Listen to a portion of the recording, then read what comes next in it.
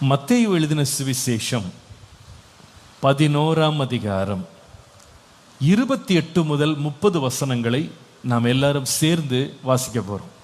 மத்தேயு 11 28ஆம் வசனத்திலிருந்து 30ஆம் வசனம் வரைக்கும். அப்படியே திரையை பார்த்து ஸ்கிரீனை பார்த்து எல்லாரும் சேர்ந்து சத்தமாக ஒரு முறை வாசிப்போம். வருத்தப்பட்டு பாரம் சுமக்கிறவர்களே, நீங்கள் எல்லாரும் என்னிடத்தில் வாருங்கள், நான் உங்களுக்கு இளைப்பாறுதல் தருவேன். நான் சாந்தமும் மனத்தாழ்மையுமாய் இருக்கிறேன். என் நுகத்தை உங்கள் மேல் ஏற்றுக்கொண்டு என்னிடத்தில் கற்றுக்கொள்ளுங்கள், அப்பொழுது உங்கள் ஆத்துமாக்களுக்கு இளைப்பாறுதல் கிடைக்கும்.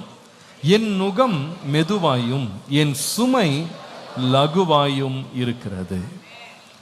இந்த வேத பகுதியை நாம் ஆதாரமாய் வைத்து இந்த மாதத்தின் முதல் வாரத்தில் 2ஆம் வாரத்தில் இதே வசன பகுதியிலேருந்து ஆண்டவருடைய வார்த்தையை கேட்டோம்.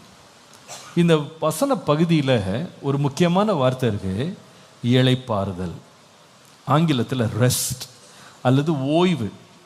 வருத்தப்பட்டு அலைஞ்சிட்டு இருக்கவங்களே, நீங்கள் என்கிட்ட வாங்கன்னு இயேசு கூப்பிடுறாரு. என்னிடத்துல வருவீர்களானால் நான் உங்களுக்கு என்ன கொடுப்பேன்னா ஓய்வை தருவேன் அல்லது இளைப்பாறுதல் தருவேன். நீங்கள் அலைய வேண்டியதில்லை, நீங்கள் பாரத்தோடு வாழ வேண்டியதில்லை, உங்களுக்கு ஒரு பெரிய இளைப்பாறுதலை நான் உங்களுக்கு தருவேன் என்று இயேசு இங்கே கூப்பிடுகிறத நம்ம பார்க்குறோம். இந்த வேத பகுதியை ஆண்டவர் கிருபையினால் நான் தியானிக்க ஆரம்பித்த போது கர்த்தர் இதில் 3 நிலைகளில் இந்த வசனத்தை தியானிக்க கர்த்தர் எனக்கு அருள் புரிந்தார். அதில் 2 பகுதியை ஏற்கனவே நம்ம கவனிச்சிருக்கோம். முதலாவது நம்ம என்ன கவனித்தோம் அப்படின்னா, இயேசு வண்டை நெருங்கி வரும்போது நமக்கு இளைப்பாறுதலை அனுபவிக்க முடியும். இந்த நோட்ஸில் இருக்க அந்த வேர்ட்ஸ் அப்படி அப்டேட் பண்ணதை தயவுசெய்து அதை மட்டும் போடுங்க. இப்போ பரவாயில்ல, அடுத்த மெசேஜில் இப்படி போடுங்க. இயேசு வண்டை நாம் நெருங்கி வரும்போது இளைப்பாறுதலை நாம் அனுபவிக்க முடியும். இதுதான் முதல் வாரத்தில் நம்ம படித்தோம். Rest can be experienced when we approach close to Jesus. இது முதலாவது காரியம். கடந்த வாரம் நம்ம கவனித்த ஒரு காரியம், rest can be experienced when we bear the burden of Jesus or the burden of Christ. இயேசுவின் பாரத்தை நாம் ஏற்றுக்கொண்டு சுமப்போமானால் நமக்கு என்ன கிடைக்கும்னா இளைப்பாறுதல் கிடைக்கும். அதுதான் நம்ம வசனத்தில் படிக்கிறோம். நீங்கள் எல்லாரும் முதலாவது என்னிடத்துல வாங்க, உங்களுக்கு இளைப்பாறுதல் தருவேன். 2வது, என்னுடைய நுகத்தை நீங்க ஏற்றுக்கொள்ளுங்க, என்னுடைய சுமையை நீங்க ஏற்றுக்கொள்ளுங்க, அப்பொழுது உங்களுக்கு இளைப்பாறுதல் கிடைக்கும். ஆனால் அதோடு நாம் இந்த வசனத்தை நிறுத்த முடியாது. ஏன்னா இன்னொரு முக்கியமான காரியத்தை இயேசு பேசுகிறார். இளைப்பாறுதலை அடைவதற்கு 29ஆம் வசனத்திற்கு நேரம் கவனத்தை திருப்புங்க. 29ஆம் வசனத்தில் இயேசு சொல்லுகிறார், நான் சாந்தமும் மனத்தாழ்மையுமாய் இருக்கிறேன். நான் சாந்தமும் மனத்தாழ்மையுமாய் இருக்கிறேன். என் நுகத்தை உங்கள் மேல் ஏற்றுக்கொண்டு என்னிடத்தில் கற்றுக்கொள்ளுங்கள், அப்பொழுது உங்கள் ஆத்துமாக்களுக்கு இளைப்பாறுதல் கிடைக்கும்.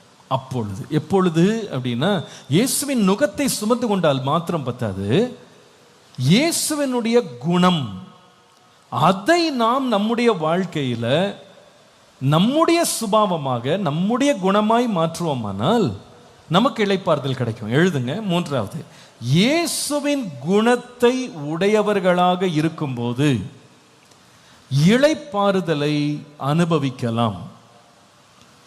இயேசுவின் குணத்தை உடையவர்களாக இருக்கும்போது இளைப்பாறுதலை அனுபவிக்கலாம். Rest can be experienced when we have the character of Christ. இயேசு கிறிஸ்துவினுடைய குணம் அதை நம்முடைய வாழ்க்கையில ஏற்றுக்கொள்ளும் போது இந்த உண்மையான இளைப்பாறுதல் நம்மை அடையும். அவருடைய குணம் என்ன அப்படின்னு இயேசு சொல்லுகிறார் பாருங்க. அவர் எப்படி இருக்கிறாரா? சாந்தமும் மனத்தாழ்மையுமா இருக்கிறேன். இன்றைக்கு இந்த குணத்துல 2 குணம் இருக்கு. சாந்தத்தையும் பற்றி வாசிக்கிறோம், மனத்தாழ்மையை பற்றி வாசிக்கிறோம்.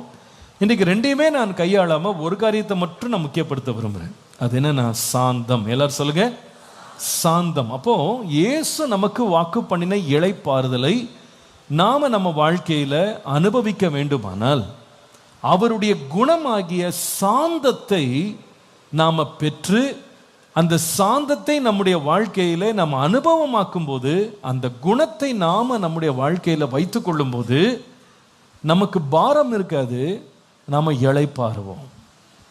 வேதத்தில் ஒரு வேத பகுதி என்னை காண்பித்து அங்கிருந்துனா நம்ம இன்னைக்கு தியானத்தை நம்ம தொடர போகிறோம். வேதத்தில் ஒரு மனுஷன் என்னால் என் பாரத்தை சுமக்க முடியலைன்னு சொல்லி கதறினான். இதை ஆதியாகமம் 4ஆம் அதிகாரம் 13 முதல் 14 வசனங்களில் வாசிக்கும் போது அவன் சொல்லுகிறான், காயின் கர்த்தரை நோக்கி, எனக்கு இட்ட தண்டனை என்னால் சகிக்க முடியாது. இங்கிலீஷில் it is greater than I can பேர். என்னால் சுமக்க முடியலை, என்னால் இதை தாங்கிக் கொள்ள முடியலை அப்படின்னு அவன் தேவனை பார்த்து அலறினதை பார்க்கிறோம். அவன் சொல்லுகிறான், இந்த தேசத்திலிருந்து என்னை துரத்தி விடுறீங்க, நான் உமது சமூகத்துக்கு மறைந்து பூமியில் நிலைவற்று அலைகிறவனாய் இருப்பேன், என்னை கண்டுபிடிக்கிறவன் எவனும் என்னை கொன்று போடுவான் என்று சொல்லி அவன் பயந்து ஆண்டவர்கிட்ட இந்த வார்த்தையை சொல்லுகிறான். இந்த பாரத்தை என்னால் சுமக்க முடியலை. ஏங்க இந்த பாரம் அவன் மேலே வந்தது?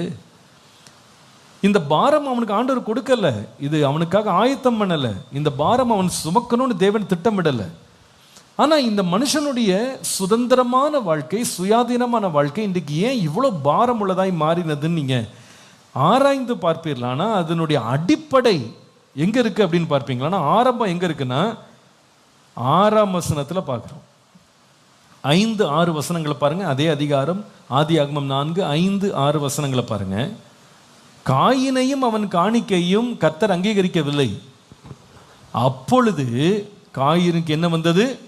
மிகுந்த எரிச்சல் உண்டாகி அவன் முகநாடி வேறுபட்டது. ஆண்டவர் அவனை பார்த்து கேட்கிறாரு, கர்த்தர் சொல்லுகிறாரு, உனக்கு ஏன் எரிச்சல் உண்டானது? உன் முகநாடி ஏன் வேறுபட்டது? அப்போ ரொம்ப தெளிவாக நம்ம கண்டுபிடிக்கிறோம், இந்த மனிதனுடைய வாழ்க்கை இவ்வளோ பாரமானதாக மாறினதுக்கு அடிப்படை காரணம், ரகசியம் எங்க இருக்குன்னு கேட்டா அவனுக்குள்ளே வந்த கோபம். இன்னொரு விதமாக சொன்ன, அவன் சாந்தத்தின் பாதையை தெரிந்து கொள்ளாம கோபத்தை தெரிந்து கொண்டதுனால அதோடைய முடிவு என்னன்னு கேட்டீங்கன்னா வாழ்க்கையே பாரம் ஆயிடுச்சு. உங்கள் ஆத்துமாக்களுக்கு நீங்க அதனால இளைப்பாறுதலை பெறுவீங்க. சாந்தத்தை ஒரு மனுஷன் தெரிந்து கொள்ளாம கோபத்தை ஒரு மனுஷன் தெரிந்து கொள்ளுவானால் அவனுடைய கோபமே அவனுக்கு என்னவாக முடிஞ்சிடும் அப்படின்னு கேட்டா பாரமாக முடியும்.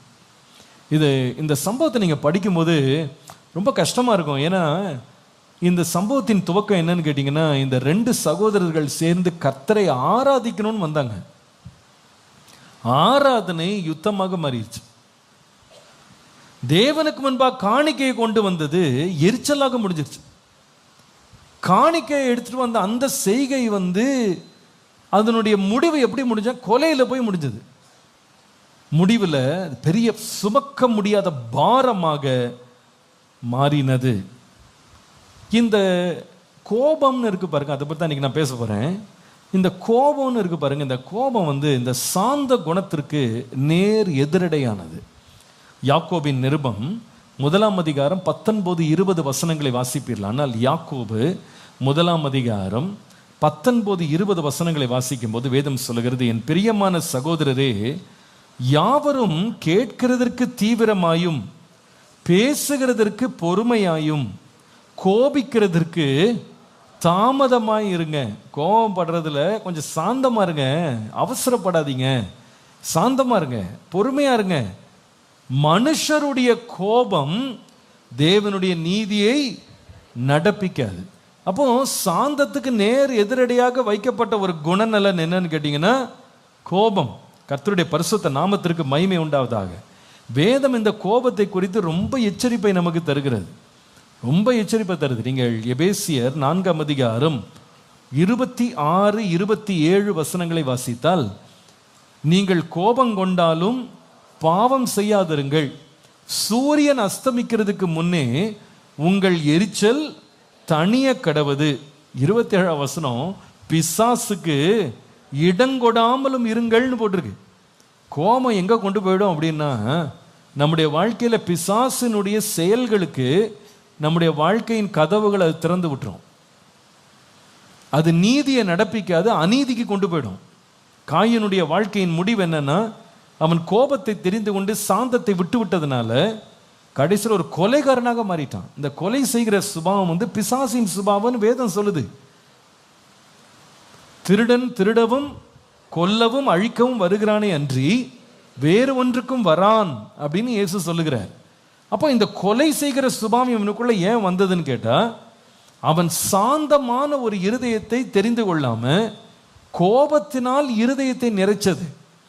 நான் நினைக்கிறேன் இதை பேசும்போது இந்த கோபம்ன்ற வார்த்தை நம்ம எல்லாருமே அனுதினமும் போராடுற ஒரு காரியம் அப்படின்றத நம்ம எல்லாருமே நம்ம அறிஞ்சிருக்கிறோம், உணர்ந்திருக்கிறோம். மாம்சத்தில் இருக்கிற எல்லாருமே இதை நம்ம வாழ்க்கையில் அனுபவிக்கிறோம், இதோட நம்ம போராடுறோன்றது உண்மை. கலாத்தியர் 5ஆம் அதிகாரம் 19ஆம் வசனத்தில் மாம்சத்தின் கிரியைகளை பற்றி ஒரு பெரிய பட்டியல் இருக்கு. அந்த பட்டியலில் 20ஆம் வசனத்தை வாசிக்கும் போது அந்த பட்டியலில் இருக்கிற ஒரு காரியம் என்னன்னா கோபம் இருக்கு. நம்ம எல்லாரும் மாம்சத்தில் தான் இருக்கோம். அநேக வேளையில் இந்த மாம்சத்தின் கிரியைக்கு நம்ம இடம் கொடுக்கும்போது அது எங்கே கொண்டு போய் விட்டுருதுன்னா சில தடவை கோபத்தில் கொண்டு விட்டுருது. ஆனால் எல்லாருக்கும் கோபம் இருக்குது. சில பேர் அதெல்லாம் அந்த கோபத்தையே நல்ல குணமாக மாற்றிட்டாங்க இல்லையா? ரொம்ப கோபமாக இருக்கிறவங்க நல்ல குணமாக இருப்பாங்கன்னு வேற நமக்கு பழமொழிலாம் போட்டு நம்ம கோபத்தையே பாராட்டி அதை பெருமைப்படுத்தி அதை ரொம்ப நல்ல காரியமாக நம்ம அதை பெயிண்ட் அடித்து பாலிஷ் பண்ணி நம்ம என்ன பண்ணுறோம், அதை ப்ரொஜெக்ட் பண்ண ட்ரை பண்ணுறோம். ஆனால் இது ரொம்ப சீரியஸான விஷயம். ஏன் தெரியுமா? அந்த கலாத்தியர் 5ல் மாம்சத்தின் கிரியைகளை பட்டியல் போட்டுட்டு நீங்கள் 21ஆம் வசனத்தை படிங்க. அங்கே தான் இருக்குது நமக்கு ரொம்ப எச்சரிப்பான வார்த்தை இருக்குது பாருங்க. இப்படிப்பட்டவைகளை செய்கிறவர்கள் தேவனுடைய ராஜ்யத்தை சுதந்தரிப்பதில்லை என்று நான் சொன்னது போல, முன்னே சொன்னது போல இப்பொழுதும் உங்களுக்கு கொஞ்சம் அது நிதானிச்சு பாருங்களேன். கோபம் கொண்டாலும் பாவம் செய்யாதீங்கன்னு சொல்லிட்டு, பிசாசுக்கு இடம் கொடாதீங்கன்னு சொல்லிட்டு, இந்த மாம்சத்தின் கிரியையாகிய கோபத்தில் சிக்கி கொண்டவங்க, கோபத்துக்கு அடிமையானவங்களுடைய நிலைமை என்னன்னு கேட்டா, தேவனுடைய ராஜ்யத்தை என்ன செய்ய முடியாதான், இன்னொரு விதமாக பரலோகத்துக்கு போக முடியாதுன்னு போட்டிருக்கு. தேவனுடைய ராஜ்யத்தை சுதந்திரிக்கிறதுக்கு கோபத்தை விட்டு வெளியே வந்துடணும். நம்முடைய வாழ்க்கை பாரம் இல்லாமல் இருக்கிறதுக்கு கோபத்தை விட்டு வெளியே வரணும். நாம இளைப்பாறுதலை கண்டடைகிறதுக்கு கோபத்தை விட்டு வெளியே வந்து சாந்தத்தை தெரிந்து கொள்ளணும். நீதிமொழிகள் 16:32 வாசிக்கும் போது, பலவானை பார்க்கிலும் சாந்தமுள்ளவன் உத்தமன், பட்டணத்தை பிடிக்கிறவனை பார்க்கிலும் தன் மனதை அடக்குகிறவன் உத்தமன் என்று போட்டிருக்கு. சாந்த குணம் எவ்வளோ முக்கியமானது, எவ்வளோ மேலானது அங்கே நம்ம வாசிக்கிறோம். அதே நீதிமொழிகள் 22ஆம் அதிகாரம் 24 முதல் 25ஆம் வசனத்தை வாசிக்கும் போது, கோபக்காரனுக்கு தோழனாக மாறாதே, உக்கிரமுள்ள மனுஷனோட நடவாதே சொல்லிட்டு ஏன் சொல்றாருன்னா, அப்படி நீ செய்தால், இந்த கோபக்காரங்களோடையே நீ வாழ்ந்துட்டு இருந்தா அல்லது அவங்களோடய பழகிட்டு இருந்தா, அவங்களுடைய பழக்கங்கள் அவருடைய வழிகளை நீ கற்றுக்கொள்ளுவாய், உன் ஆத்துமாவுக்கு கண்ணியை பெரிய ஆபத்தை வருவிப்பாய் அப்படின்னு போட்டிருக்கு. கோபமும் கொள்ளாத, கோபத்தை விட்டு நெகிழ்ந்துரு, ராத்திரி கோபத்தோட படுக்க போகாதப்பா, கோபக்காரர்களோடு நீ ரொம்ப பழகாத, அந்த கோபத்தின் குணத்தை கற்றுக்கொள்ளாத, உன் ஆத்துமாவுக்கே கண்ணி வந்துடும், பரலோக ராஜ்யத்தை நீ சுதந்திரிக்க முடியாது, பிசாசுக்கு இடம் கொடுத்து விடுவ, நீதியின் கிரியை நீ செய்ய முடியாது, அநேக தீமைக்கு நீ உள்ளாயிடுவ. எல்லாத்துக்கும் மேல இளைப்பாறுதல் இல்லாம போயிடும், இளைப்பாறுதல் இல்லாமலே போயிடும். இன்னைக்கு இந்த அரசியல் கட்சிகளில் கூட ஒரு வார்த்தை யூஸ் பண்ணுறாங்க. என்ன யூஸ் பண்ணுறாங்கன்னா, ஸ்லீப்பர் செல்லுன்றாங்க. இந்த ஸ்லீப்பர் செல்லுன்றது என்னென்னா, ஒரு கட்சிக்குள்ள ஒருவர் நானும் இதில் அங்கம்தான், நான் இந்த கட்சியினுடைய அங்கத்தினர் அப்படின்னு அட்டை வச்சுருப்பார். ஆனால் அவர் யாராக இருப்பார்னு கேட்டால் வேற ஒரு கட்சியை சார்ந்தவராக இருப்பார். அவர் இங்கே எதுக்கு வந்தார் அப்படின்னா, இந்த கட்சிக்குள்ளே என்னெல்லாம் நடக்குதுன்னு உளவு பார்க்குறதுக்கு உள்ளே உட்காந்துருப்பார். கடைசி வரைக்கும் அவர் நம்ம கட்சியை சாராதவர் அப்படின்னு கண்டுபிடிக்கப்படவே மாட்டார். அவருக்கு என்ன பேர் கொடுக்குறாங்கன்னா, ஸ்லீப்பர் செல்லுன்றாங்க. உள்ளேயே படுத்துட்டு இருப்பார், உள்ளேயே தங்கியிருப்பார். ஆனால் அவரை யாரும் நம்ம என்ன பண்ண முடியாது, கண்டுபிடிக்க முடியாதுன்னு சொல்லுவாங்க. நான் ஏன் இதை சொன்னேன்னா, நம்ம எல்லாருக்குள்ளேயும் ஒரு ஸ்லீப்பர் செல் இருக்கு. அது என்ன ஸ்லீப்பர் செல் தெரியுமா? சொல்லுங்க, இப்போ புரிஞ்சிருக்கும் உங்களுக்கு. என்னது அது? கோபம். சொல்லுவாங்க, சாது மிரண்டா, ஆமாம், அவர் வெளியே சாதுவாக தான் இருக்காரு, சாதுவாக தான் பேசுகிறாரு, ஆனால் உள்ள கோபம் குடி கொண்டிருக்கு. அது எப்பயா திடீர்னு ஒரு நாள் என்ன செய்யும், படம் எடுக்கும். சில தடவை இந்த பாம்புகள்லாம் பார்த்தீங்கன்னா அது இருக்கிற இடமே தெரியாது. அது ஒரு வெயில் நேரத்தில் ஒரு பாறைக்குள்ள அல்லது ஒரு கட்டையை அடுக்கி வச்சிருந்தா அதுக்குள்ள சத்தமே போடாமல் கட்டை அமைதியாக இருக்கிறது போல இதுவும் அமைதியாக உட்காந்துருக்கும். எது வரைக்கும் அது அமைதியாக இருக்கும்னு கேட்டிங்கன்னா அந்த கட்டையை தூக்குற வரைக்கும் தான். கட்டையை விளக்குனீங்க, கல்லை நிமித்துனீங்க, நீங்கள் சற்று எதிர்பார்த்துருக்க மாட்டீங்க, திடீர்னு உள்ளிருந்து என்ன பண்ணும், ஒருவனை தீண்டுறது கிளம்பும். கோபம் கூட அந்த மாதிரி தான், உள்ளே தான் படுத்து கிடக்கிற மாதிரி இருக்கும், நமக்கு எதுவுமே தெரியாது. ஆனால் திடீர்னு அது கொண்டு வருகிற பாதிப்புகள் நம்ம வாழ்க்கையில் பெரிய ஆபத்தில் முடிஞ்சிடும். காயினுடைய வாழ்க்கையில் நல்லா தான் பேசிகிட்டு இருந்தான், நல்லா தான் காணிக்கையை கொண்டு வந்தான், ஆனால் உள்ளே என்ன இருந்தது, கோபம். நம்முடைய வாழ்க்கையில் ஆவியானவர் இன்னைக்கு பேச விரும்புகிறாரு, நம்முடைய வாழ்க்கையை விட்டு இளைப்பாறுதலை பறித்து விடுகிற கோபங்கள்லேருந்து கர்த்தர் நமக்கு விடுதலை தருவாராக. நம்ம கோபம் வேண்டாம், ஆண்டவரே நான் கோபம் இல்லாமல் சாந்தத்தை தெரிந்து கொள்ள எனக்கு கிருபை தாரும். எத்தனை பேர் இன்றைக்கி ஜெபிக்கலாம் நினைக்கிறீங்க இந்த காரியத்துக்காக? ஆமாம், சில பேர் சொல்கிறீங்க அப்படிலாம் நீங்கள் ஜோம் பண்ணிக்கிடுங்க பாஸ்டர், நாங்களாம் ரொம்ப சாந்தம், நாங்கள் இயேசுவை போல் நாங்கள் சாந்தமாக இருப்போம், திவ்ய சாந்தம் எங்களுக்கு இருக்குது. உங்களுக்கெல்லாம் இன்றைக்கி செய்தி இல்லை பாஸ்டர், எனக்கு கொஞ்சம் கோபம் இருக்குது, அந்த கோபத்தில் அப்பப்போ கொஞ்சம் போராடுறேன், இந்த கோபம் எப்போ வெளியே வரும்னு எனக்கு தெரியலை, அந்த கோபத்திலேருந்து ஆண்டவர் விடுதலை தரணும், இந்த கோபத்தை விட்டு நான் வெளியே வந்து சாந்தத்தை நான் ஏற்றுக்கொண்டு நான் கோபத்திலேருந்து விடுதலை பெற்று நான் வந்து உண்மையான இளைப்பாறுதலை இயேசுவிடத்தில் பெற விரும்புகிறேன்னு சொல்கிறவங்க மட்டும் ஆமீன் சொல்லுங்க. அப்போ எல்லாருக்குமே பிரச்சனை இருக்குன்றது உண்மை இல்லையா? சரி, இன்றைக்கு இந்த காயினுடைய வாழ்க்கையிலிருந்து கோபத்தின் வெளிப்பாடுகளை பற்றி உங்களோடு பேச போகிறேன். காயினுடைய வாழ்க்கையை நீங்கள் அவனுடைய கோபத்தை சற்று ஆராய்ந்து வாசித்தால் 3 நிலைகளில் கோபம் நமக்குள்ள வர முடியும்னு கண்டுபிடிப்பீங்க. 3 levels of anger. அவனுடைய வாழ்க்கையில் இருந்த 3 நிலைகளில் இருந்த கோபங்கள். முதல் கோபத்தை நம்ம பார்க்க போகிறோம். ஆதியாகமம் 4ஆம் அதிகாரம் 5ஆம் வசனம். காயினையும் அவன் காணிக்கையும் கர்த்தர் அங்கீகரிக்கல, அப்பொழுது காயினுக்கு மிகவும் எரிச்சல் உண்டாகி, எல்லாரும் சொல்லுங்க, மிகவும் எரிச்சல் உண்டாகி அவன் முகநாடி வேறுபட்டது.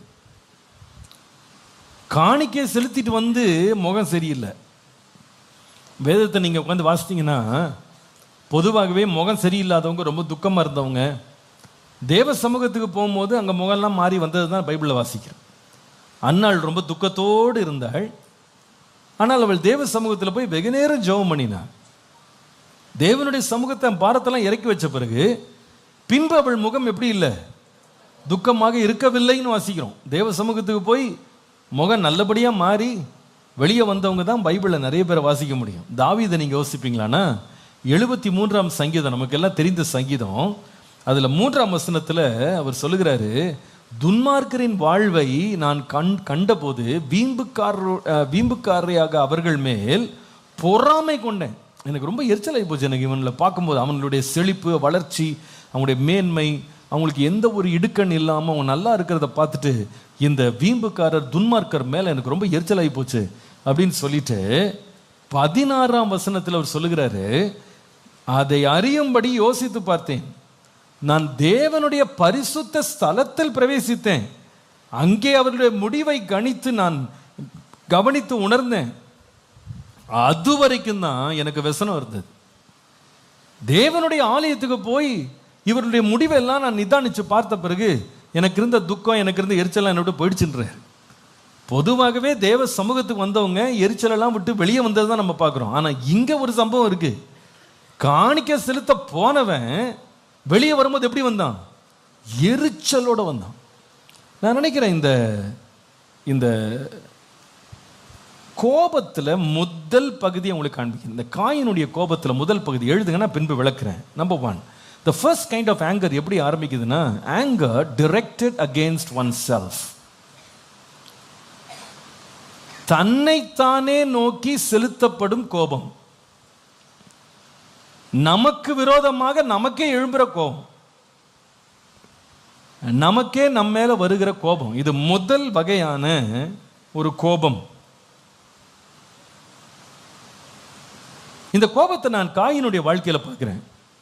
எப்படி பார்க்கிறேன் அப்படின்னா, பொதுவாக கோபம் அப்படின்னா நம்ம உடனே யார்ட்டையாவது போய் அதை வெளிப்படுத்திடுவோம் இல்லையா? ஆனால் இந்த காயினுடைய கோபம் எங்கே ஆரம்பிச்சதுன்னு கேட்டால், கோபம் உள்ள வந்த பிறகு, எரிச்சல் உள்ள வந்த பிறகு ஒரு வார்த்தை கூட அவன் யார்ட்டையுமே பேசலை. தன்னுடைய சகோதரனாகிய ஆபேல் இடத்துல போய் சண்டை போடலை, வாக்குவாதம் பண்ணலை. தேவனிடத்துல போய் சண்டை போடலை, வாக்குவாதம் பண்ணலை. அந்த கோபம் முழுவதும் எங்கே வச்சுக்கிட்டான்னா தனக்குள்ள வச்சுக்கிட்டான். அவனுக்கு என்ன கோபம் தெரியுமா? நான் எடுத்துட்டு வந்த காணிக்கையை கர்த்தர் அங்கீகரிக்கல, ஆனா என் தம்பியினுடைய காணிக்கை என்ன செய்யப்பட்டது? அங்கீகரிக்கப்பட்டது, ஏற்றுக்கொள்ளப்பட்டது.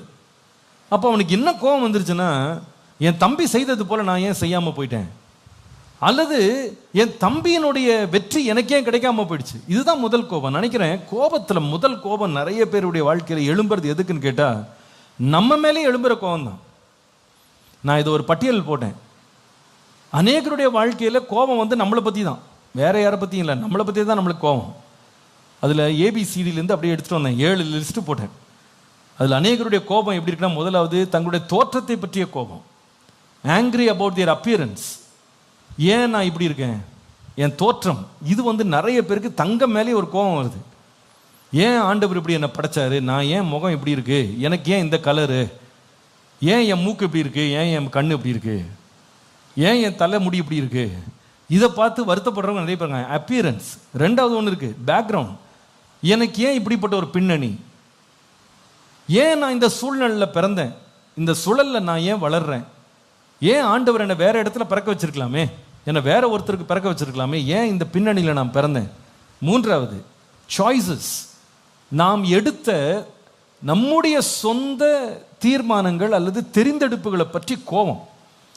ஏன் நான் இதை எடுக்காம விட்டேன், ஏன் இதை தெரிந்தெடுத்தேன். சில பிள்ளைகளுக்கு 1 வருஷம் படிச்சு முடிச்ச பிறகு தான், ஏன் 11th ஸ்டாண்டர்ட் இந்த குரூப்பை நான் எடுக்கலை அப்படின்னு பயங்கர கோவம். அந்த நேரம் எனக்கு உதிக்கவே இல்லையே. சில பேர் காலேஜில் சேர்ந்த பிறகு கூட கோவம் வருது, ஐயோ இந்த குரூப்பை போய் சேர்ந்துட்டேனே, இந்த கோர்ஸை போய் சேர்ந்துட்டேனே, தெரியாமல் சேர்ந்துட்டேன். சில பேர் சர்டிஃபிகேட் கையில் வாங்கிட்டாங்க, வாங்கின பிறகு கோவம், ஐயோ நான் தானே வேணும்னு போய் சேர்ந்தேன், இந்த கோர்ஸ் படித்தா வேலை கிடைக்காது எனக்கு அப்போ தெரியலையே, இவ்வளோ முட்டாளாக இருந்திருக்கிறேனே. தங்கக்குள்ளேயே கோபம், பிகாஸ் ஆஃப் தி சாய்ஸஸ். சில பேர் கல்யாணம் பண்ணிட்டு கோபம், இந்த பொண்ணை போய் நான் தேவ சித்தம்னு சொல்லி கண்டுபிடிச்சி நானும் வீட்டுக்கு கொண்டு வந்திருக்கேனே, இந்த பையனை நான் கல்யாணம் பண்ணி தேவ சித்தம்னு சொல்லி எல்லாத்தையும் வேறு சொல்லிட்டேனே, இந்த பொண்ணை தான் கட்டுவேன் நின்னனே, இந்த பையனை தான் கட்டுவேன் நின்னனே, இப்படி ஒரு தவறு செஞ்சுட்டேன்னு பின்னால் உங்களுக்கு திடீர்னு ஒரு வெளிப்பாடு வந்துடும், ஐயோ நான் தானே தப்பு பண்ணேன் அப்படின்னு அவங்களுக்கு ஒரு சாய்ஸ் மேலே ஒரு பெரிய கோபம். 4வது டிலேஸ். தங்கள் வாழ்க்கையில் ஏற்படும் தாமதங்கள்.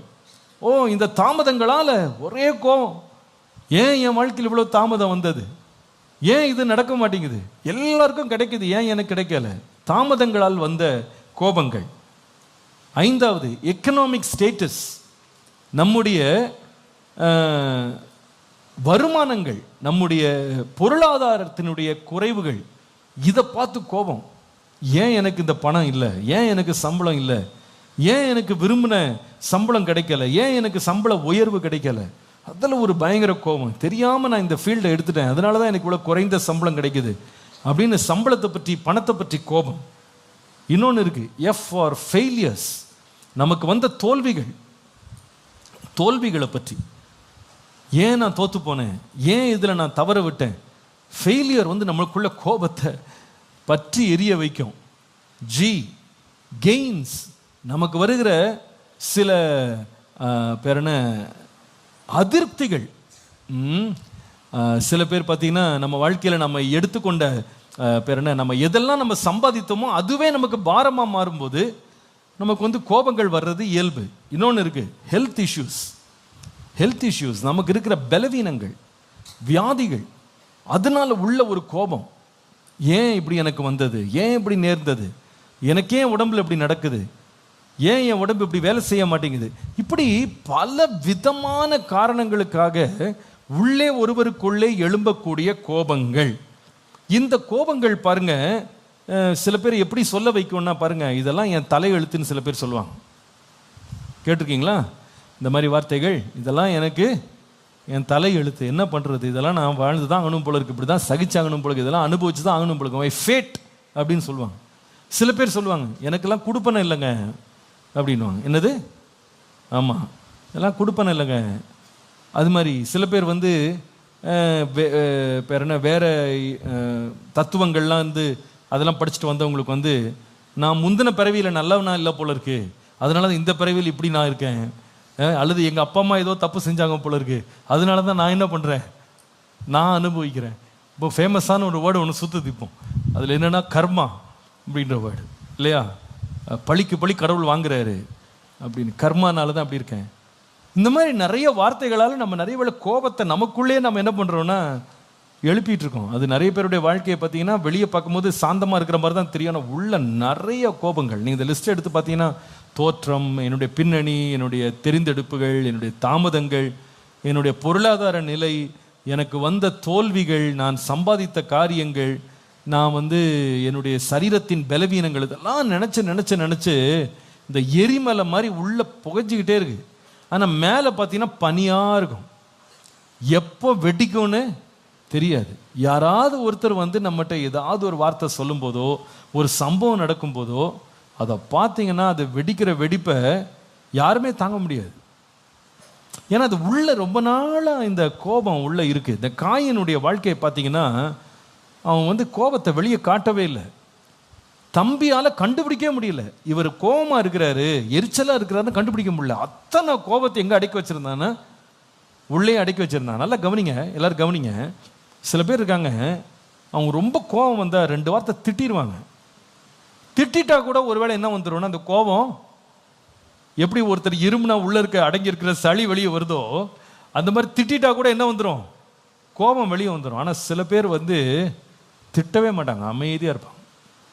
சில பேர் ரொம்ப கோபம் வந்துருச்சுன்னா ஓன்னு அழுதுருவாங்க, ஒரே கண்ணீர் விட்டு அழுதுருவாங்க. சில பேர் அழக்கூட மாட்டாங்க, அப்படியே அடக்கி அப்படியே அமைதியாக சிரிச்சுக்கிட்டே உட்காந்துருப்பான்.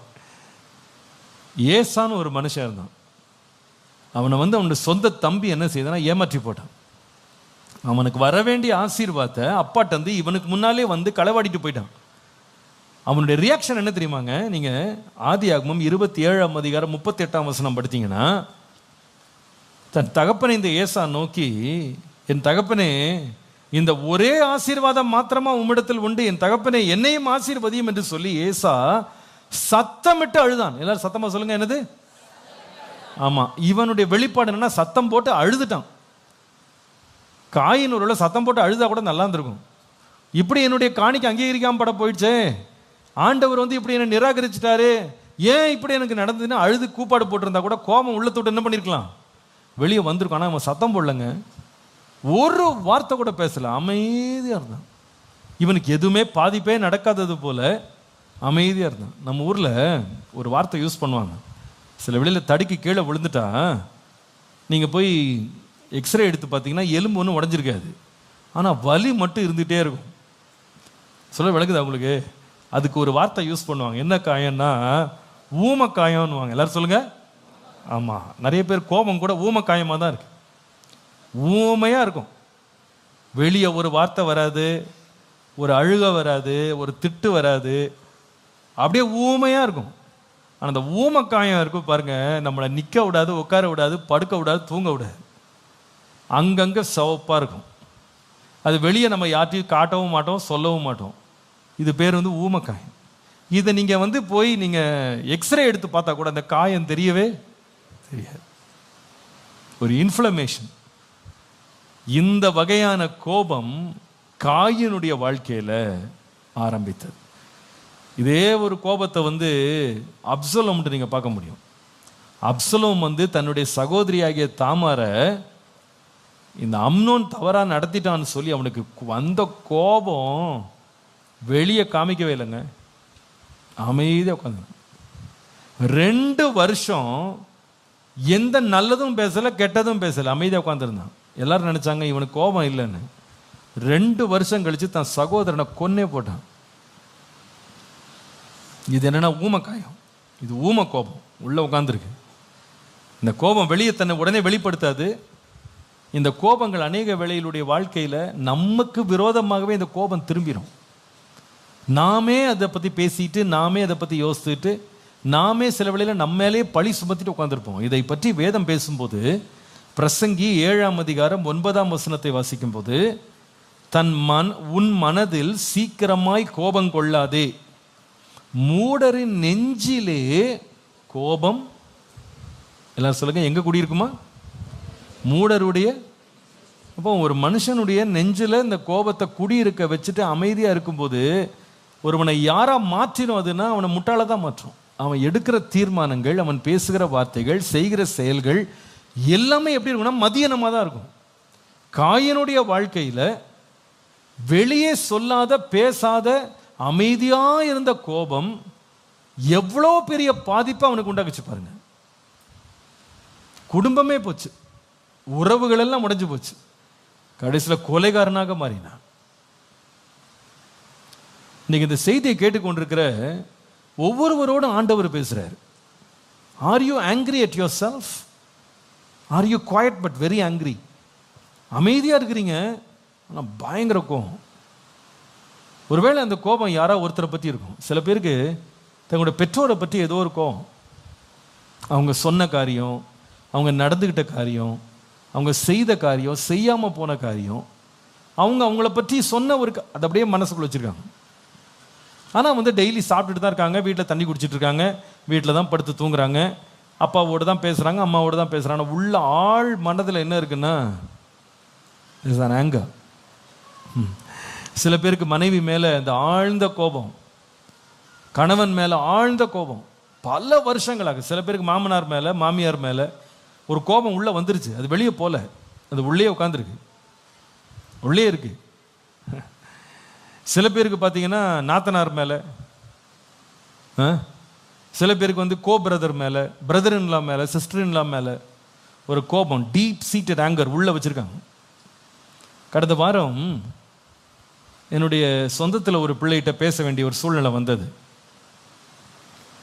அவள் திடீரென்று சரீரம் சுகவீனமாகி இருதயம் பாதிக்கப்பட்டு அவள் ஒரு ஹாஸ்பிட்டலில் அட்மிட் செய்யப்பட்டாள். அவள் இருதயத்தில் ஒரு பிளட் கிளாட் வந்துருச்சுன்னு சொல்கிறாங்க. ஆனால் அவள் ரொம்ப ஹெல்த்தி, ரொம்ப ஆள், ரொம்ப யங்கான ஒரு ஆள். எப்படி இது நடந்தது அப்படின்னு நான் விசாரித்தேன். என்ன நடந்துச்சு, எப்படி உனக்கு இந்த அளவுக்கு ஒரு பெரிய பாதிப்பில் சீரியஸாக எமர்ஜென்சியில் போகிற அளவுக்கு உனக்கு என்ன பிரச்சனை? அப்போ அவங்க சொல்கிறாங்க, ரொம்ப நாளாக அவளுக்கு கால் வலிச்சுக்கிட்டே இருந்துச்சான், கால் வலி. அந்த கால் வலிக்காக அவள் அப்பப்போ ஏதாவது மாத்திரை எடுத்துக்குவாளாம், ஏதாவது தைலம் போட்டுக்கிடுவா. சரி, நான் ரொம்ப நேரம் உட்காந்து வேலை செய்கிறதுனால, ரொம்ப நேரம் நிற்கிறதுனால கால் வலி நினச்சிட்டு இருந்தேன். ஆனால் அந்த காலில் என்ன வந்திருக்குன்னா, அவளுடைய நரம்பில் ஒரு சின்ன பிளட் கிளாட் வந்திருக்கு. அது எங்கே போய் மோதுனான்னு அவளுக்கே தெரியல, ஞாபகமே இல்லை. ஆனால் ஒரு பிளட் கிளாட் ஒன்று கிரியேட் ஆயிருக்கு. அந்த பிளட் கிளாட் பாருங்க, எத்தனை வருஷத்துக்கு முன்னாடி நடந்துச்சு கூட தெரியல. ஆனால் டாக்டர்ஸ் இன்னும் யோசிக்கிறாங்களாம், அது இன்னும் கண்டுபிடிக்க ட்ரை பண்ணுறாங்க. இந்த பிளட் கிளாட் இருக்கு பாருங்க, அப்படியே அந்த நர்வ் கால்லேருந்து ட்ராவல் பண்ணி நேராக போய் அவளுடைய லங்ஸில் போய் உட்காந்துரு. இப்போ அவளுடைய ஹார்ட்டை பாதிச்சிரு அந்த கிளாட். எனக்கு கேட்கும்போது ரொம்ப ஆச்சரியமாக இருந்துச்சு. என்றைக்கோ பட்ட அடி, சின்ன வயசுலேயோ என்னன்னு தெரியல. ஆனால் அந்த சின்ன கிளாட் அது உடனே கண்டுபிடிக்கப்பட்டு அதை எடுக்கலை அப்படின்னும் பொழுது அதை நீண்ட நாள் கழித்து அவளுடைய உயிருக்கே ஆபத்தை கொண்டு வருகிற அளவுக்கு ஒரு பாதிப்பை இந்த வயசில் அவளுக்கு கொண்டு வந்திருக்கு. அவள் பிரமிப்பில் தான் சொல்கிறான், எனக்கு ஞாபகமே இல்லை, நான் அடிப்பட்ட மாதிரி ஞாபகம் இல்லை, எனக்கு எப்படி நடந்துச்சுன்னே எனக்கு தெரியலை. நிறைய பேருடைய லைஃப்பில் இந்த கிளாட் மாதிரி தான் சில பேர் கோபம் அங்கங்கே உட்காந்துருக்கு. அப்பப்போ வலிச்சது, தைலம் போட்டுக்கிட்டோம், மாத்திரை போட்டுக்கிட்டோம், சில தடவை கோபம் வந்துருச்சு. அப்போ ஆண்டவர் சமூகத்தில் ஆண்டவர் உணர்த்துவார். அந்த நேரத்தில் சரி ஆண்டவரே, நான் விட்டுறேன் ஆண்டவரே அப்படின்னு சும்மா வாயில் சொல்லிவிட்டு அதை அப்படியே தைலம் போட்டு போயிட்டோம். ஆனால் அது சரியாக சரி பண்ணலை. அது நம்முடைய இருதயத்தை விட்டு நம்ம எடுக்கலை, அதை அப்படியே வச்சுருக்கோம். சர்ச்சில் ரொம்ப நல்லா இருக்கிற மாதிரி இருக்கும், ஃபீலிங் நல்லா இருக்கும், தைலம் தரவுனா எப்படி இருக்கும், கொஞ்ச நேரத்தில் என்ன போயிடும், வலி போயிடும்ல. அந்த மாதிரி ஆலயத்தில் இருந்தேன், பிரசங்கிட்டேன், ஆராதனை பண்ணேன், மனசு நல்லா அமைதியாயிடுச்சு, எல்லாம் சரியாக போச்சுன்னு நினச்சிட்டு போயிட்டோம். ஆனால் வெளியே அந்த கதை விட்டு வெளியே போகும்போது அந்த கோபம் லைட்டாக அப்போ தான் தெரியும், அது உள்ளே தான் இருக்குது. எப்போ அது டக்குன்னு ஒன்றே தெரியும்னா அந்த ஆள் நேராக எதிரில் வரும்போது தான். அந்த ஆள் வந்து பிரைஸ் லார்ட் சொல்லும் போது தான், அந்த ஆள் வீட்டுக்கு வரும்போது தான், அந்த ஆளை நம்ம சந்திக்கும் போது அந்த கோபம் உள்ள இருக்கா இல்லையான்னு கண்டுபிடிச்சிடும். அவங்களோட முகத்தை நமக்கு பார்க்க பிடிக்காது, அவங்ககிட்ட பேச பிடிக்காது, அவங்கள எப்படியெல்லாம் அவாய்ட் பண்ணணுமோ அவாய்ட் பண்ண ஆரம்பிப்போம். அப்படின்னா அர்த்தம் என்னென்னா, என்ன இருக்குது உள்ள சொல்லுங்கள், பயப்படாதீங்க. ஆமாம், இந்த அனுபவம் எத்தனை பேருக்கு இருக்குன்னு கையை அறுந்து தூக்க வேணாம், நீங்களே நிதானிங்க. அந்த சம்பவத்தை நினச்சாலே ஒரு மாதிரி மனசு சரியில்லைப்பா சார், ஒரு மாதிரி பண்ணுது. அது வரைக்கும் நல்லா இருக்கேன், அந்த நேரத்தில் ஒரு மாதிரி பண்ணுது. அது வரைக்கும் பாடிக்கிட்டு தான் இருந்தேன், அது வரைக்கும் ஆராய்ச்சிக்கிட்டு தான் இருந்தேன். அந்த ஆளை பார்த்த உடனே எனக்கு என்னமோ மாதிரி பண்ணுதுப்பா சார், ஒரு மாதிரி இருக்குது மனசு, உடனே வித்தியாசமாக ரியாக்ட் பண்ணுது என்ன. அப்படின்னா அர்த்தம் என்னென்னா, அந்த கோபம் உள்ளே விட்டு என்ன பண்ணலை, வெளியே போகலை, அது உள்ளே தான் உட்காந்துருக்கு. மூடருடைய நெஞ்சில் கோபம் குடியிருக்குமா? கோபம் எத்தனை பேருடைய வாழ்க்கையில் இந்த மாதிரி ஒரு போராட்டத்தில் நம்ம சந்தித்து கொண்டோம். நம்ம பேசலை, நீங்கள் திட்டலை, நீங்கள் சண்டைக்கு போகலை, வாக்குவாதம் பண்ணலை, பட் டீப் சீட்டட் ஆங்கர் உள்ள இருக்கு. ஆவியானவருக்கு நம்மோடு பேசுகிறாரு, கோபத்தை விட்டு நெகிழ்ந்துரு. அந்த கோபம் உனக்கு வேணாம்ப்பா, உன்னை அநீதியான பாதையில் உன்னை கொண்டு போகிறதுக்கு அந்த கோபம் உனக்குள்ளே இருக்குது, அதை எடுத்துரு. நீ சொல்லலாம், ஆண்டவரே நான் மற்றவங்கள போல் நான் திட்டலை, கெட்ட வார்த்தை பேசலை, நான் சண்டை போடலை, நான் போராடலை, நான் வாக்குவாதம் பண்ணலை, நான் அடிக்கலை, நான் எதுவுமே செய்யலை ஆண்டவரே. இல்லைப்பா, உன் முகநாடி வேறுபட்டுருச்சு, உன் முகநாடி வேறுபட்டுருச்சு. நான் யோசித்து பார்த்தேன், அவங்களுடைய தம்பி கூட அந்த முகத்தில் டிஃப்ரென்ஸ் பார்க்கல, அவங்க அப்பா அம்மாலாம் அங்கே தான் இருந்தாங்க. யாருக்குமே இந்த பையனுக்கு இவ்வளோ கோபம் இருக்குன்னு கண்டுபிடிக்கலங்க. கண்டுபிடிச்சிருந்தா கூட போயிருக்க மாட்டாங்க, கண்டுபிடிச்சிருந்தா நிச்சயமாக கேட்டிருப்பாங்க. யாருமே கண்டுபிடிக்கல, உள்ளே இருந்துச்சு. நமக்கு நாம எழுப்பி கொண்ட கோபங்கள், நமக்கு விரோதமாக நம்ம வச்சிருக்கிற கோபங்கள், இந்த கோபங்கள்லேருந்து ஆண்டவரே எனக்கு விடுதலை தாரும். நான் உங்களுக்கு ரொம்ப தாழ்மையாக சொல்கிறேன், இந்த கோபங்களை நம்ம அடக்கி வைத்து நம்ம வச்சுக்கிட்டே இருக்கிற வரைக்கும் இந்த கோபங்கள் நமக்கு பெரிய பாதிப்பை உண்டாக்க போகுது. முதல்ல இது வந்து நம்முடைய சரீரத்தில் பெரிய பாதிப்பை கொண்டு வரப்போகுது. டீப் சீட்டட் ஆங்கர் இருக்கு பாருங்க, ஆழ்ந்த கோபங்கள் இருக்கு பாருங்க. சொல்றாங்க, டாக்டர்ஸ்ட்ட போய் கேட்டால் சொல்றாங்க, அந்த கோபங்களுடைய விளைவு வந்து கிட்னி ப்ராப்ளம்ஸ் வருதுன்னு சொல்றாங்க, ஹார்ட் ப்ராப்ளம்ஸ் வருதுன்னு சொல்றாங்க, ப்ரீதிங் இஷ்யூஸ் வருதுன்னு சொல்றாங்க, நரம்பு தளர்ச்சி வருதுன்னு சொல்றாங்க. அதுக்கப்புறமா பிரெயினில் கூட கிளாட் ஆகிறதுக்கு வந்து இந்த ஸ்ட்ரெஸ், இந்த கோபங்கள் வந்து நம்ம வாழ்க்கைக்கு காரணமாக இருக்குன்னு சொல்கிறாங்க. இது நமக்கு அவசியமில்லாத ஒரு காரியம். தேவ சமூகத்தில் இன்னைக்கு அந்த மனதளவில் மறைச்சி வச்சிருக்கிற கோபங்களை விட்டுட்டு என்னை சாந்தத்தின் ஆவியினால் நிரப்பும் ஆண்டவரை நம்ம கர்த்தர்ட்ட கேட்டு விடுதலை பெற வேண்டியது அவசியம், விடுதலை பெற வேண்டியது அவசியம். பல வருஷங்களுக்கு முன்பாக அப்பா ஒரு நடந்த சம்பவத்தை அவங்க ஒரு முறை சொன்னாங்க. ஒரு முறை நம்ம சபையின் விசுவாசி ஒரு சகோதரி அப்போ இருந்தவங்க, அவங்களுக்கு வந்து அவங்க கிட்னியில் வந்து ஒரு ஸ்டோன் ஒன்று உண்டாயிடுச்சு. அந்த ஸ்டோனில் வந்து ரொம்ப கஷ்டப்பட்டாங்களாம், ரொம்ப ரொம்ப ரொம்ப ரொம்ப கஷ்டப்பட்டாங்க. அதை வந்து ஆப்ரேட் பண்ண முடியாத ஒரு சூழ்நிலையில் அவங்க போயிட்டாங்க. அது வந்து அவங்கள ரொம்ப வேதனைக்குள்ள, பயங்கர பாதிப்புக்குள்ள ஆயிடுச்சு. எவ்வளவோ ட்ரீட்மெண்ட் எடுத்தும் சரியாகலை, எவ்வளவோ ஜெபம் பண்ணுறோம் சுகமாகலை. ஒரு முறை அப்பா அவங்க வீட்டுக்கு விசிட்டிங் போயிருக்கும் போது ஏதோ ஒரு ஏவுதல்ல அப்பா ஒரு வார்த்தை கேட்டாங்களாம், சிஸ்டர் உங்கள் வாழ்க்கையில் ஏதாவது ஒரு யாரை பற்றியாகல நீங்கள் ரொம்ப கோபத்தை உள்ளே வச்சுருக்கீங்களா, ரொம்ப வருஷமாக நீங்கள் ஏதாவது ஒரு கோபத்தை உள்ளே வச்சுருக்கீங்களான்னு கேட்டாங்களாம். யாரையாவது மன்னிக்காமல் வச்சுருக்கீங்களான்னு கேட்டாங்களாம். இதை கேட்ட உடனே அந்த சகோதரி கொஞ்சம் அவங்க அப்படியே ஷி வாஸ் ஷேக்கன். அவங்க சொன்னாங்களாம், அழுதுகிட்டே அப்பாட்ட சொல்லியிருக்காங்க, ஃபஸ்ட்டு என் மாமியார் மேலே எனக்கு பயங்கரமான கோபம், எனக்கு அந்த கோபத்துலேருந்து நான் வெளியே வரல, அந்த கோபம் எனக்குள்ளே எரிச்சல் எனக்குள்ளே எழும்பி எழும்பி எழும்பி நான் வந்து அவங்களுக்கு நான் வந்து ரொம்ப எரிச்சல் ஆகிட்டேன், நான் ரொம்ப கோபம் ஆகிட்டேன். எந்த அளவு கோபம் ஆகிட்டேன் அப்படின்னு சொன்னால், நான் வந்து அரிசி புடைக்கும் போது அதில் கல் இருக்கும், சாப்பாடு போடும்போது கல் வரும். ஆனால் என் மாமியாருக்கு வந்து அந்த பிளேட்டில் அதை போடும்போது, எனக்கு இவ்வளோ தப்பு செய்கிறேன், எனக்கு இவ்வளோ தீங்கு செய்கிறவளுக்கு கல் இதெல்லாம் எதுக்கு எடுக்கணும், அப்படியே சாப்பிடட்டும் அந்த கல்லோடு நான் அப்படியே போடுவேன். பலமுறை ஆண்டவர் என்கிட்ட பேசியிருக்கிறாரு, உனக்கு ஏன் இந்த எரிச்சல், உனக்கு ஏன் இந்த கோபம், நீ மன்னிச்சிரு, அந்த கோபத்தை உனக்குள்ள வச்சுக்கிடாத, அந்த கோபத்தை விட்டு நெகிழ்ந்துருன்னு எத்தனையோ முறை பேசியிருக்க. நான் விடலை பாஸ்டர், அந்த கல்லோடு அப்படியே சாப்பாடு போடுவேன். இது மாதிரி பல முறை எனக்கு நடந்திருக்கு. நீங்கள் கேட்ட உடனே எனக்கு புரியுது, ஆண்டவர் கொஞ்ச நாளாகவே என்கிட்ட பேசிகிட்டு இருக்கிறாரு. நீ அன்றைக்கு அவ்வளோ கோபத்தில் உங்கள் மாமியாருக்கு சாப்பாடில் கல்லை வச்சு உன் கோபத்தை காட்டினேன். இப்போ உன் கிட்னியில் என்ன வந்திருக்கு? கல் வந்திருக்குன்னு ஆண்டவர் பேசினதான் அந்த அம்மா சொல்லியிருக்காங்க. அப்பா உடனே கேட்டாங்களாம், சரிம்மா நீங்கள் இந்த அளவுக்கு நீங்கள் மெடிக்கல் ட்ரீட்மெண்ட் எடுக்கிறீங்க, சுகமாகலை, ஜெபிக்கிறோம், சுகமாகலை, ஒருவேளை உங்களுடைய வியாதிக்கு இது காரணமாக இருக்குமோ, நீங்கள் ஆண்டவற்றை இதை நீங்கள் விட்டு கொடுத்து உங்களை நீங்கள் தேவனுக்கு அர்ப்பணித்து நீங்கள் மன்னிப்பு கேட்டு நீங்கள் விடுதலை ஆகுங்கன்னு சொன்னாங்க. அந்த அம்மா, பாஸ்டர் நான் உண்மையாக நான் விட்டுற விரும்புகிறேன் பாஸ்டர், எனக்காக ஜெபம் பண்ணுங்க. அப்பா ஜெபிக்க ஆரம்பித்தாங்க. அந்த அம்மா கதறி கதறி அழுதாங்க.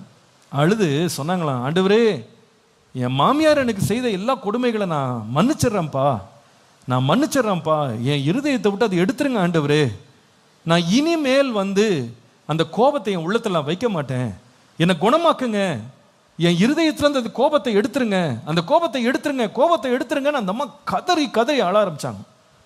ஜெபித்து கொண்டே இருக்கும் போதே திடீர்னு அந்த அம்மா அப்பாட்ட, பாஸ்டர் நான் பாத்ரூம் போயிட்டு வரேன்னாங்க. என்ன நடந்துச்சுன்னு கேட்டால், அந்த அம்மா பாத்ரூம் போயிட்டு வெளியே என்ன சொன்னாங்கன்னு கேட்டால், அந்த அத்தனை கல்லும் சுக்கு நூறாக நொறுங்கி அந்த அம்மா யூரின்ல அப்படியே வந்துருச்சு. அந்த நாளில் அந்த அம்மா அந்த நிமிடமே 100% she was totally fine, அப்படியே குணமாயிட்டாங்க.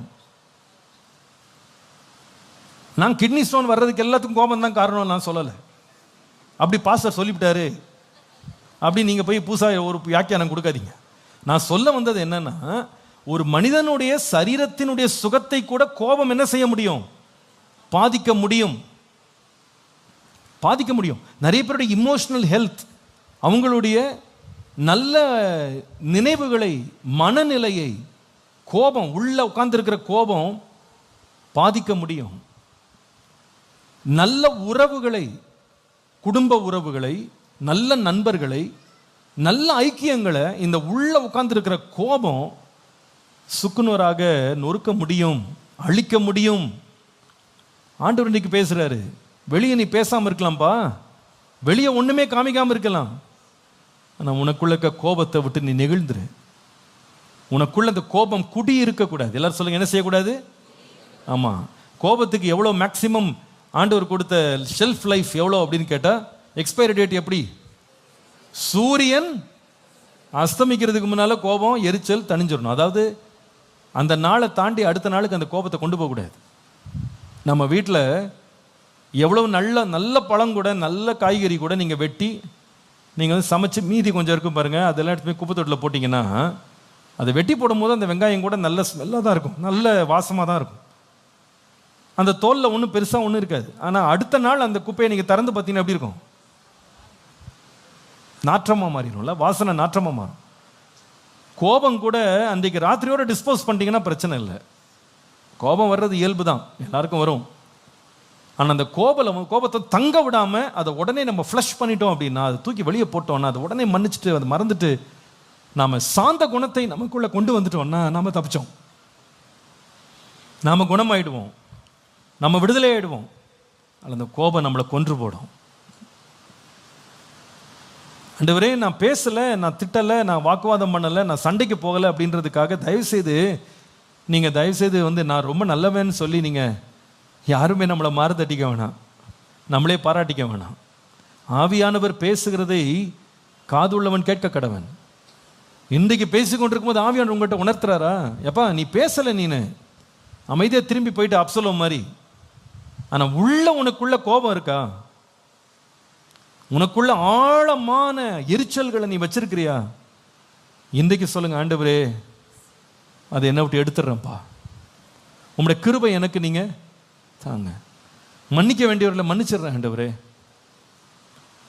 நான் விட்டு கொடுக்கறத விட்டு கொடுத்துட்றேன், இனிமேல் அந்த கோபம் எனக்குள்ள குடி கொள்ளக்கூடாது. இந்த ஆராதனையோடு பல ஆண்டுகள் மறைந்திருக்கிற கோபங்கள்லேருந்து கர்த்தர் பூரண விடுதலையை கர்த்தர் தருவாராக.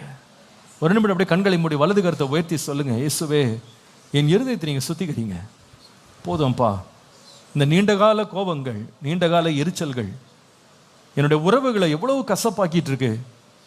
என்னுடைய விடுதலையே கெடுக்குது ஆண்டவரே. என்னுடைய சமாதானத்தை கெடுக்குது, என்னுடைய சுகத்தை கெடுக்குது, என்னுடைய எண்ணங்களை பாழாக்குது. இந்த கோபம் வேண்டாம் ஆண்டவரே. இந்த எரிச்சலை விட்டு நெகிழ்ந்து விட கிருபை தாங்க. எனக்குள்ளது குடியிருக்க வேண்டாம்ப்பா. இன்றைக்கு அதை பலிபீடத்தில் வைத்து நீர் எரித்து சுட்டிகரியும் ஆண்டவரே. யார் எனக்கு விரோதமாக என்ன செய்திருந்தாலும், என் வாழ்க்கையில் என்ன தீங்கு நடந்திருந்தாலும் அதை நான் விட்டு கொடுக்குறேன் ஆண்டவரே. நீங்கள் அதை பார்த்து கொள்ளும், என்னை நீங்கள் குணமாக்கும் ஆண்டவரே. அப்படியே கரங்களை வைத்து ஜெபம் ஆரம்பிப்போம். என்னோடு இன்றைக்கு பேசுங்க ஆண்டவரே. ஆண்டவரே, உமக்கு பிரியமானதை நான் செய்ய எனக்கு கற்றுத்தாரும். எந்த கோபமும் எனக்கு வேண்டாம்ப்பா. ஒரு சாந்தமுள்ள ஒரு இருதயத்தை எனக்கு தாங்க. ஹல்லேலூயா. நான் சாந்தமும் மனத்தாழ்மையுமாய் இருக்கிறேன். என்னிடத்தில் கற்றுக்கொள்ளுங்கள். அப்பொழுது உங்கள் ஆத்துமாக்களுக்கு இளைப்பாறுதல் கிடைக்கும், இளைப்பாறுதல் கிடைக்கும். ஹல்லேலூயா. படைக்கிறேனே என் இருதயத்தை பலிபீடத்தில் முற்றுமாக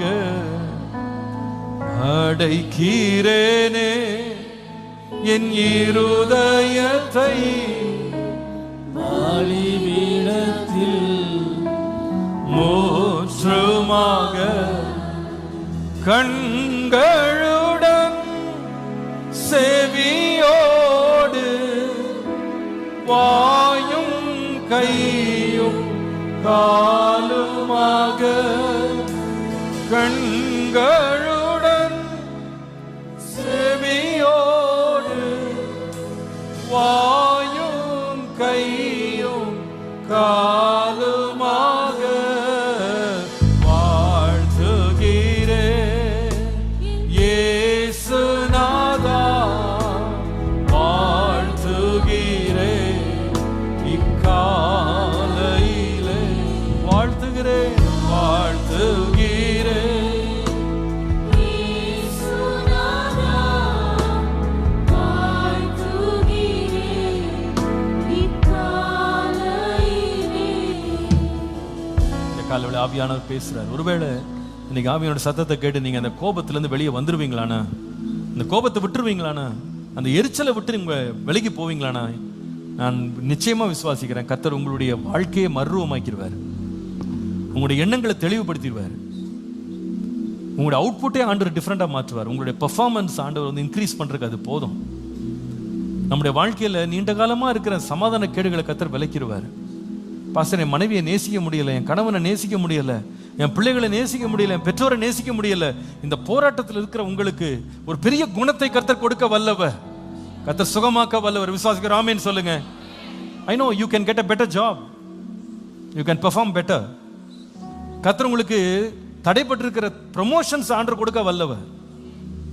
ஆண்டவர் உங்களை மேன்மைப்படுத்த வல்லவர். நீண்ட நாளாக கேட்கப்படாத ஜெபங்களுக்கு ஆண்டவர் பதிலளிக்க வல்லவர்.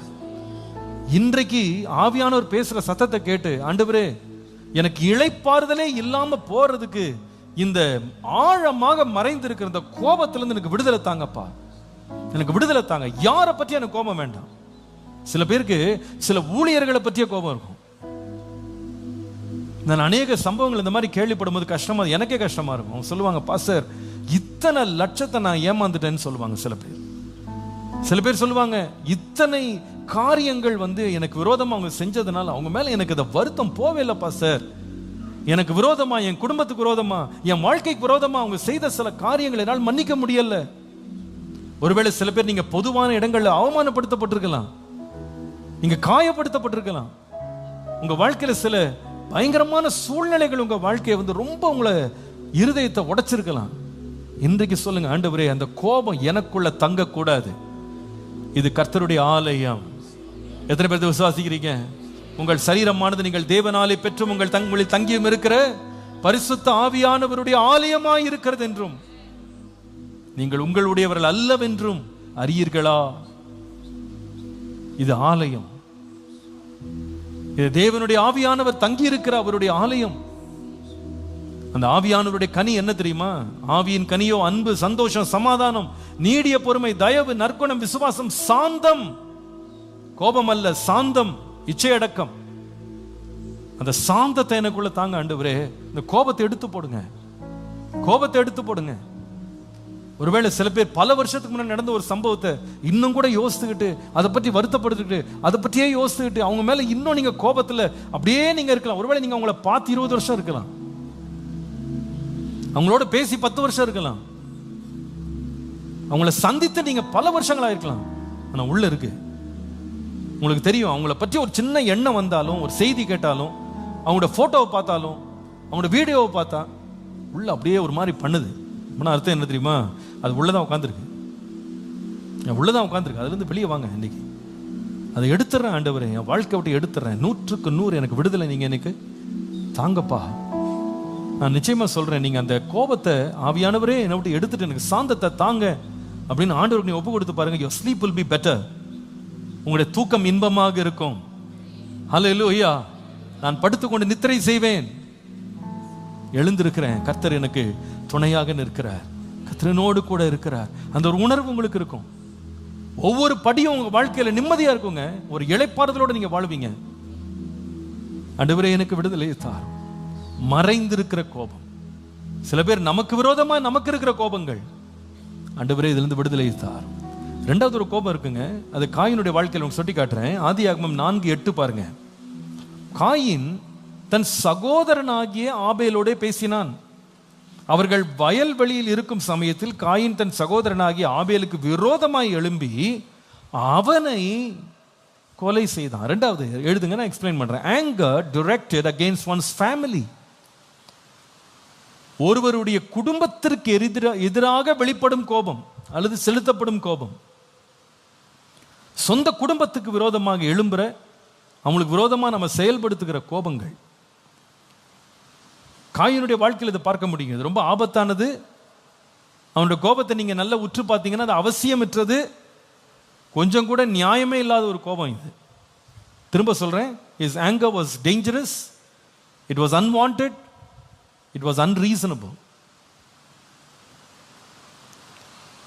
ஆபத்தான கோபம், அவசியமில்லாத கோபம், அறிவில்லாத கோபம், நியாயமே கிடையாது இந்த கோபத்துக்கு. கொஞ்சம் யோசித்து பாருங்க. 2 பேர் பலி செலுத்த வர்றாங்க. காயினும் பலி செலுத்தினா, ஆபேலும் பலி செலுத்தினா. காயின் செலுத்தின பலியை கர்த்தர் நிராகரிச்சிட்டாரு, ஆபேல் செலுத்தின பலியை கர்த்தர் அங்கீகரிச்சிட்டாரு. உண்மையா அவனுக்கு ஏதாவது கேட்கணும், கேள்வி கேட்கணும், ஆண்டவர்கிட்ட போய் கேட்டிருக்கலாம். ஆனா தாம் பாட்டுக்கு வந்து பலி செலுத்திட்டு போன ஆபேலை போய் இவன் கொலை செய்வதற்கு அவசியமே இல்லை. அது நியாயமே கிடையாது. அவன் நல்லது செஞ்சிருக்கான், இவன் தீங்கு செஞ்சான். அவன் தேவனுக்கு பிரியமானதை கொடுத்தான், இவன் பிரியமில்லாததை கொடுத்தான். தேவன் இவன் அங்கீகரிக்காததுக்கு தன்னுடைய சகோதரனை போய் அவன் வேதனைப்படுத்துறான் பாருங்க.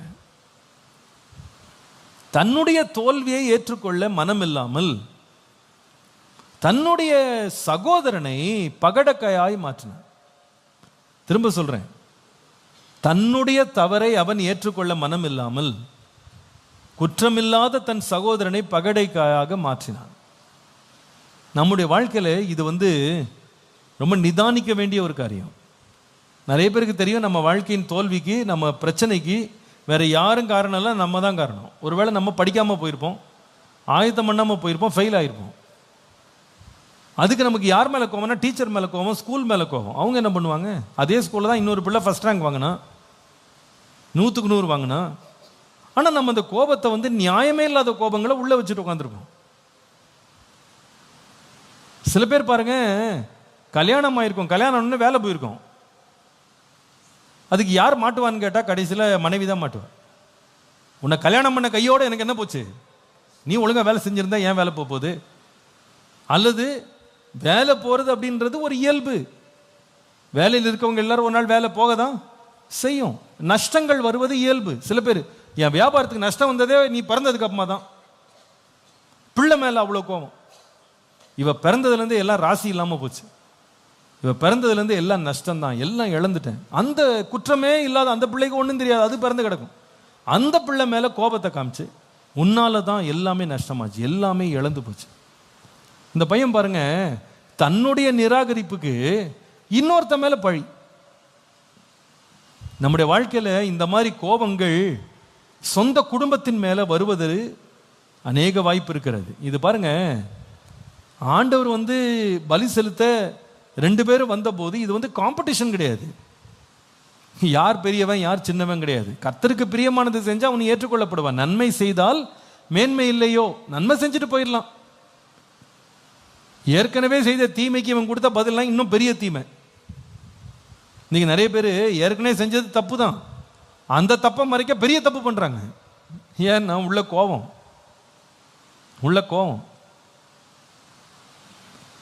கடைசியில் அடி வாங்குறது யாருன்னு கேட்டா, குற்றமே செய்யாத மனைவி, குற்றமே செய்யாத பிள்ளை.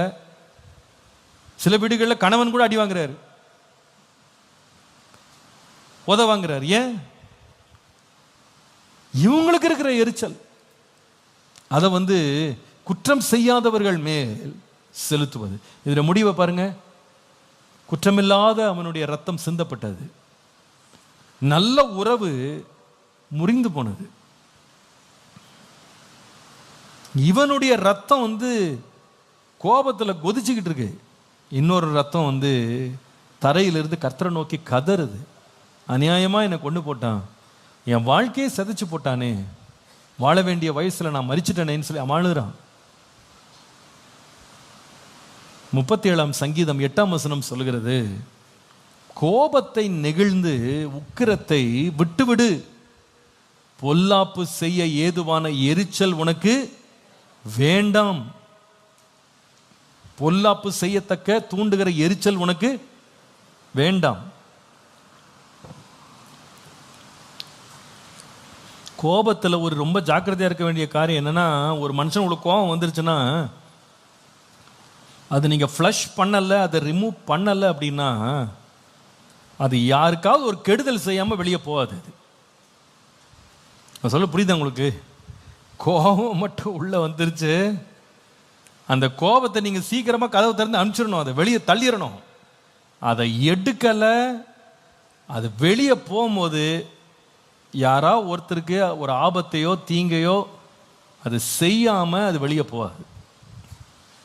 இது உண்மை, இது சத்தியம், இது வேதத்தில் படிக்கிறோம். ஆண்டவர் அப்பமே முகம் சரியில்லை, இருதயத்தில் எரிச்சல் கர்த்தர் வார்ன் பண்ணார். ஏன்பா இவ்வளோ கோவம் உனக்கு, ஏன் முக நாடி வேறுபடுதுனார். அன்னைக்கே அவன் மனம் திரும்பி, ஆண்டவரே நான் நான் கோவப்பட்டேன், நான் அநியாயமாக கோவத்தை வச்சிருக்கேன், இதை நான் விட்டுறேன் ஆண்டவரே, என்னை மன்னியும் ஆண்டவரே, எனக்கு விடுதலை தாங்கன்னு அவன் கேட்டிருந்தான்னா அவனும் நல்லா இருந்திருப்பான், அவன் தம்பியும் நல்லா இருந்திருப்பான். மறுநாள் ஒரு நாள் கோபம் வெளியே வந்துச்சு, தாமதித்து வந்துச்சு, உள்ள அப்படியே குடிகொண்டு புது புது உருமாற்றங்களை எடுத்து வெளியே வந்துச்சு. வெளியே வரும்போது தம்பிக்கு உயிர் இல்லை, தம்பியை கொன்னே போட்டான். கொலையில தான் அந்த கோபம் வெளியே தெரிஞ்சது. நிறைய பேரோட வாழ்க்கையில் இது உண்மைங்க. இன்னைக்கு அநேகருடைய உள்ளத்துல டீப் சீட்டட் ஆங்கர் இருக்கு பாருங்க. அந்த ஆங்கர்னால ஒருவருடைய மனைவி அழுது கொண்டே இருக்கிறா, ரொம்ப நாளா அழுகிறா, அவரால் அந்த வேதனையை தாங்க முடியல. ஏன்னா அந்த கோபம் கொப்பளிச்சு கொப்பளிச்சு கொப்பளிச்சு அவ தான் அதுக்கு பகடக்காயா மாதிரி அடி வாங்கியே வாழ்க்கையெல்லாம் போச்சு. சில பிள்ளைகளுடைய வாழ்க்கை தகப்பனுடைய கோபம், தாயினுடைய கோபத்தினால சிதைந்து சீரழிஞ்சு போனது உண்மை. தங்களுடைய குடும்பத்தாரையே குற்றம் சொல்லி எல்லாரையும் மனதையும் சரீரத்தையும் பாதிச்சு உடைச்சு நொறுக்கி எத்தனை குடும்பங்கள் சிதைஞ்சு போச்சு தெரியுமா? எத்தனை குடும்பங்கள் கண்ணீர்ல உட்கார்ந்துருக்கு தெரியுமா? ஏன்னா ஒரு ஆளுடைய கோபத்தை அவர் வெளியே கொண்டு போகாதனால. நம்முடைய வாழ்க்கையில் இந்த கோபங்கள் உள்ளே இருந்தா அது நம்முடைய குடும்பத்தாருக்கு பெரிய வேதனையாக மாறும். பொதுவாக ஒரு குடும்பம் அப்படின்றது எதுக்கு இருக்குன்னா, அதுல யாராவது ஒருத்தர் ஜெயித்து வெற்றி பெறும்போது குடும்பம் கூட சந்தோஷப்படணும், அப்படித்தானே? அதுதான் குடும்பம் ஆண்டு வச்சிருக்கிறாரு. யாருமே வெளியில இருக்கவங்களாம் எரிச்சல் அடைச்சா கூட சொந்த வீட்டார் என்ன பண்ணுவாங்க? அதை கொண்டாடுவாங்க இல்லையா? எந்த வெற்றியா இருந்தாலும் சொந்த வீட்டார் கொண்டாடுவாங்க. அதுதான் வீடுன்னு ஒன்று இருக்கு, அதுதான் குடும்பம்னு ஒன்று இருக்கு. ஆனா இந்த குடும்பத்தில் பாருங்க, இருக்கதே ஒரே ஒரு தம்பி தான், மொத்தம் உலகத்துல 4 நபர்கள் தான்.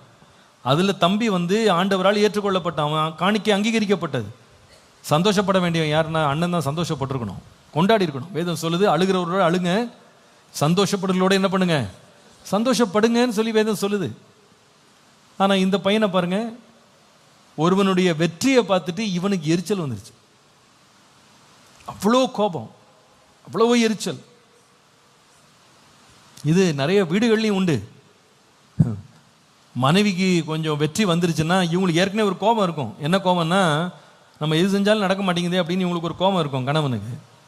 அந்த நேரத்தில் மனைவிக்கு ப்ரமோஷன் வந்தால் மனைவி கதை ரொம்ப கந்தல் தான், ரொம்ப ரொம்ப ஆபத்தாக போயிடும். சில வீடுகளில் மனைவிமார் நிறைய முயற்சிகள் எடுத்து எல்லாம் தோற்றுட்டே வந்திருப்பாங்க, எக்ஸாம் எல்லாம் ஃபெயில் ஆகிருக்கும். அந்த நேரம் பார்த்து கணவன் வீட்டில் வந்து சொல்லுவார், இன்னைக்கு எனக்கு ப்ரொமோஷன் கொடுத்தாங்கன்னு. நீங்கள் அந்த தோல்விகளை நீங்கள் கோபமாக மாற்றாமல் கடந்து போயிருந்தீங்கன்னா அந்த சந்தோஷமான செய்தியை கேட்டு நீங்கள் சந்தோஷப்பட்டுருவீங்க. ஆனால் அந்த தோல்வியை உங்கள் கோபமாக மாற்றி நீங்கள் உள்ளே ஸ்டோர் பண்ணி வச்சுருந்தீங்கன்னா உங்களுக்கு கொண்டாட தோணாது. எப்படி தோணும்?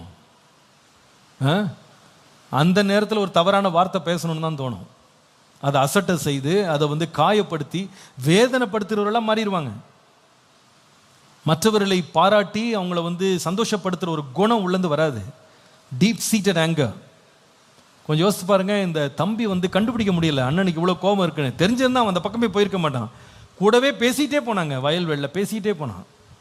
பேசிகிட்டே போய் அடித்தான் பாருங்க ஒரு அடி, அவ்வளோதான், இறந்தே போயிட்டான். இந்த மாதிரி சம்பவங்களை இன்றைக்கு வரைக்கும் நம்ம எவ்வளோ கேள்விப்படுறோம். ஒரு தேவனுடைய பிள்ளைக்கு தன் குடும்பத்தின் மேலே அவசியம் இல்லாத கோபங்கள் எழும்பவே கூடாது. அந்த சோதனைக்கு நீங்கள் உங்களை விட்டு கொடுத்துறாதீங்க. பிசாசானவன் என்ன செய்வான்னா, கோபமாக இருக்கிறதே ஒரு பெரிய ஒரு கௌரவமாகவும் பெரிய சாதனையாக நமக்குள்ள பேசுவான். ரொம்ப நியாயப்படுத்துவாங்க. நீ கரெக்டு, நீ நல்ல கோபமாக இருக்கிறது தான் நீ நல்ல ஆளு நீனு அப்படின்னு சொல்லுவான். விசேஷமாக ஆண்களுக்கு இது அவன் கொடுக்குற தீர்க்க தரிசனம் எப்படி இருக்குன்னா, நீ கோபப்பட்டால் தான் நீ ஆம்பளை அப்படின்னு சொல்லுவான். கோபம் இருந்தால் தான் உனக்கு என்னது, ஒரு ஆண்மை உனக்குள்ள இருக்கு, ஆண் தன்மை உனக்கு இருக்குன்னு சொல்லி நம்மளை சிங்கம் மாதிரி காட்டுவான்.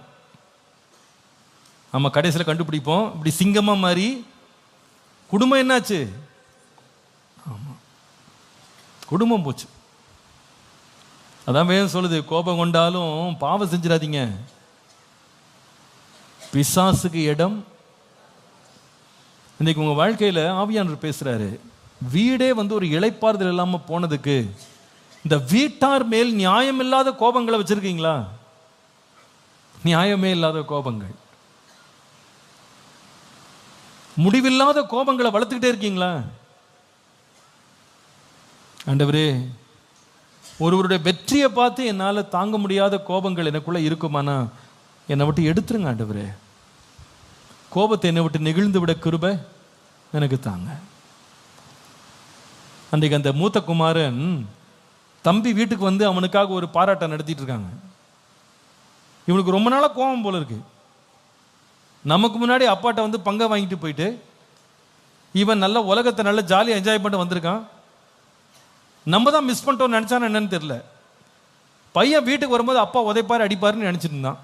அவள்கிட்ட வெளியே துரத்தி விடுவாருன்னு நினச்சான். பார்த்தா அங்கே உள்ள அப்பா என்ன பண்ணுறாரு, அவனை ஏற்றுக்கொண்டு பண்டிகை கொண்டாடுறாரு. அவ்வளோதான், வீட்டுக்குள்ளே வரமாட்டேன், அவன் தம்பியை பார்க்க மாட்டேன்னு சொல்லி வெளியே நிற்கிறாங்க. அப்போ அவனுடைய எதிர்பார்ப்பு என்ன தெரியுமா? இப்படிப்பட்டதை செய்கிறவனுக்கு இரக்கமே காட்டக்கூடாது, அவன் நல்ல நாசமாகணும், அவன் அழியணும், அப்போ தான் இவங்களுக்கு சந்தோஷம். இன்றைக்கி நிறைய பேருக்கு அப்படி தான். குடும்பத்தில் கூட அவங்க வாழ்க்கையில் யாராவது ஒருத்தர் தீங்கு செஞ்சுருப்பாங்க அல்லது தங்களை விட மேலே போயிருப்பாங்க, அந்த கோபத்தை உள்ளே வச்சுருப்பாங்க. என்ன சாட்சிக்காக வெயிட் பண்ணுவாங்க அப்படின்னா, அவங்க தோத்துட்டாங்க, அவங்க அவமானப்பட்டாங்க, அவங்க நஷ்டமாயிட்டாங்க, அது கேட்டால் தான் இவங்களுக்கு சந்தோஷம். அதே நேரத்தில் இவங்க யார் மேலே எரிச்சல் இருக்காங்களோ, அவங்க என்ன புதுசாக ஒரு வீடு கட்டிட்டாங்க, பக்கத்து லேண்டை வாங்கிட்டாங்க, அவங்க பிள்ளைக்கு குழந்தை பிறந்துருச்சுன்னா இவங்களுக்கு எரிச்சல் ஆயிரும். இவ்வளோ சீக்கிரமா இவ்வளோ பெரிய வீடா? கடனில் வாங்கினாங்களா காசு கொடுத்து வாங்கினாங்களா? அவங்க கூப்பிட்டுருப்பாங்க, வாங்க டெடிகேஷனுக்கு வாங்கன்னு. போவாங்கன்னு நினைக்கிறீங்க? போக மாட்டாங்க. ஏன்னா இவங்க எதை எதிர்பார்த்துட்டு உட்காந்துருக்காங்கன்னா, ஏதாவது ஒரு கெட்ட செய்தி வராதா, வந்தாதான் இவங்களுக்கு புண்ணு ஆறும். நல்ல செய்தி வந்துருச்சுன்னா முகமே மாறிடும். அவங்க எவ்வளோ கூடுவாங்க, அவங்களுக்கு ஒன்றும் தெரியாது, இது நடக்கிறது தெரியாது. நீங்கள் சிரிச்சிட்டு இருந்தது, நீங்கள் பேசிட்டு இருந்ததை பார்த்தாங்க. அவங்க வாங்கன்னு கூப்பிட்டா கூட போக மாட்டாங்க. ஏன் போக மாட்டாங்கன்னா, உள்ள அவ்வளோ கோபம். போக வேண்டிய நேரத்தில் உடனே நம்ம பிளானை மாற்றி எங்கே போகிறதுனா வேறு ஏதாவது ஊருக்கு போகிறது. நான் அவங்கள பார்க்க போகிறேன், இவங்கள பார்க்க போகிறேன், நான் பிஸியாக இருக்கேன், லீவ் கிடைக்கல, என்னென்ன நோட்டீஸ் ஆக்குங்க எல்லாத்தையும் சொல்லிவிட்டு எனக்கு கிடைக்காது அவளுக்கு கிடைச்சிருச்சு, எனக்கு கிடைக்காத உயர்வு அவளுக்கு கிடைச்சிருச்சு. ஏங்க சொந்த குடும்பங்க, சொந்த தம்பி தானே, அவன் ஜெயிச்சா என்ன கூட கொண்டாடுவோம் நினைக்கல பாருங்க. அவன் ஜெயிச்சிடான், நான் தோத்துட்டேன், அவனை ஏற்றுக்கொண்டார், என்ன நிராகரிச்சிட்டாரு, அதனால் நான் என்ன பண்ண மாட்டேன், அந்த கொண்டாட்டத்தில் வரமாட்டேன். கோபம், முடிவென்ன, கொலை. இன்னைக்கு ஆவியானவர் நம்மோடு பேசுறார். இன்னைக்கு நம்முடைய வாழ்க்கைகளில் இளைப்பாறுதல் வேண்டுமா, கோபத்தை விட்டு நெகிழ்ந்திருப்பா, சாந்த குணம் உள்ளவனாயிரு. அப்படியே நம்ம இருதயத்து மேல கை வச்சு ஒரு வார்த்தை சொல்லுங்க, ஆண்டவரே என் இருதயத்தை சாந்தத்தினால் நிரப்புங்கன்னு கேளுங்க. எல்லாரும் கேளுங்க, என் இருதயத்தை ஒரு சாந்தமுள்ள ஆவியினால நிரப்புங்க. என் குடும்பத்தார் யார் மேலே எனக்கு கோபம் வராதபடி, எரிச்சல் உண்டாகாதபடி என்னை தயவு செய்து காத்துக்கொள்ளுங்க, என்னை தயவு செய்து காத்துக்கொள்ளுங்க. எல்லாரும் ஜெபம் பண்ணுங்க. ஆண்டவரே என் இருதயத்தில் ஒரு சாந்தத்தின் ஆவியை தாங்க, ஒரு சாந்தமுள்ள ஆவியை தாங்க. கோபத்தை எடுத்து போடுங்க ஆண்டவரே, வைராக்கியத்தை எடுத்து போடுங்க ஆண்டவரே, எரிச்சலை எடுத்து போடுங்க ஆண்டவரே. என் இருதயம் அன்பினால் நிரம்பட்டும். ஹல்லேலூயா.